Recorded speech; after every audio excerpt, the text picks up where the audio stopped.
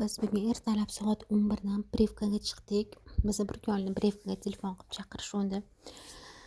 O'g'lim ko'ryapsizlar, bechora kurtkasida qo'pol, ayiqcha bo'lib qimirlamay yotibdi-da koляскасida. Unaqa butilkani berib qo'yganman, kashani ichib ketyapti. Qimirlagan yo'q-da balam. Bu yerdan shapkasi ham, usti ham qo'pol. Voy, bir nima qilib keyin kelib poliklinikaga. Vrachni yoniga kirdik, hamma yog'ini tekshirtirdim. Qizlarjonlar, men Privka oldirishimni oldin Muhammad Solihga har doim обязательно hamma yog'ini tekshirtiraman.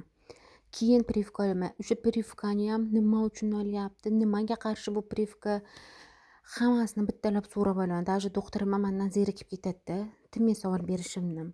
Juda ham qo'rqaman-da, men har bitta narsani даже ichkariga kirib Privka qilib turgan doktordan ham so'rayman. Bu o'zi aslida ziyoni yo'qmi, bu nima uchun qilinyapti deb. Hali ko'plar voy Privka ziyon deb vahima qilyapti-yu. Baribir ona ekansizda, ko'ngilga g'ulg'ula tushadi. Muhammad Solihga ukol qilib turgandi, to'g'risi. U bechora o'g'lim rosa yig'ladi. Bitta bilegiga, bitta soniga qildi, rosa ko'nmasdan yig'ladi. Keyin bir nima qilib uyiga kelib oldik, yig'lab.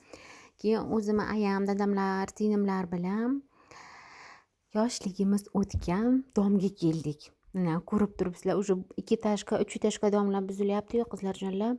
Mana shu buzilishni уже boshlabdi. Bu yerda ayamni ikkitami uchta koldovkalari bor, ichida narsalar bor edi, o'shalar qurgani. Ayam kelishdi. Mana shu yerda biz yoshligimiz o'tganda, ko'ryapsizlarmi? Bu yer oldin umuman bunaqa emas edi qizlar. Skameykalar bor edi, umuman fayzli dom edi. Hozir umuman qaranglar, qarovsiz qolib ketibdi dom. O'zi bittagina o'rtog'im bo'lardi, Sayyora degan, o'shan bilan doim o'ynardik. Boshqa o'rtog'im yo'q edi. Men, katta singlim Sayyora, uchalamiz o'ynab yurardik. Narigi domlarga kirib hammani jo'ratib yurardik. Garajlar ustiga chiqardik, koldovka. Oldin meva ham rosa ko'p edi domimizda.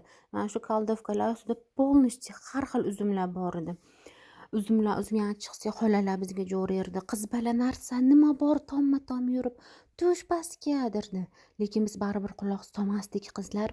Baribir chiqib yuraverardik tomga. O'sha paytda qo'rqmas ekanmiz-da.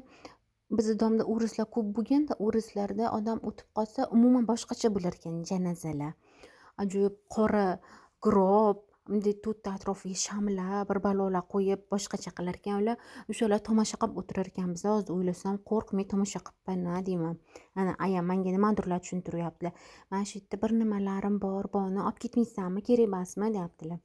Yo'q, kerak emas dedim-da. Keyin ertadan chiqib Shayxonga kirdik ayamlar bilan. Buvimni qabrlariga Qur'on tilovat o'qib yig'ishtirib kelgani Shayxonga bordik. Qizlar ko'ryapsizlarmi? Shayxonda qabrlar juda ham zich bo'lib ketganda, nihoyatda shu eshik tagida o'zida joy qolibdi xolos. Yerda ham o'sha odamlar band qilib qo'yapti ekan, hali tirik, o'lmasdan turib odamlar o'sha band qilib qo'yapti ekan. To'g'risi men eshitib hayron qoldim. Shunaqa ham qilsa bo'lar ekanda deb. Odamlar o'lmay turib o'sha band qilib qo'yapti ekan. Tavba dedim, to'g'risi hayron qoldim. Bu yerda mana bu 3 tali turgan buvimlar sheka qo'yildilar. Buvimlarni avlodlari, ayalari, ammalari o'sha yerda o'tar ekan. Polni bir tomonda erkaklar, bir tomonda ayollar o'tar ekan. O'sha yerga qo'yildilar buvimlar. Nariroqda buvimdan jicha yurganda chap tomonda meni birinchi farzandim Muhammad Xolidniki ham shu yerda. Shayxonda Muhammad Xolid katta opoqisining yoniga, ya'ni qaynotamni dadalarining yoniga qo'yilgan o'g'lim. Mana ko'ryapsizlarmi, nariroqda kichkina qabrcha, ustida zangor o'tchalari bor, qora yozuvda ismi yozilgan o'g'lim Muhammad Xolid deb. Mana bu tumanni familiyasi katta opoqisining yoniga qo'yilganda. Mitticha bo'lib buvim bilan o'g'limga Qur'onlar o'qib uyga kelsak, biz dadamiz mana shunaqa katta televizor olib kelib qo'yibdilar Muhammad Solihga. O'g'lim maza qilib ko'rib o'tirdi.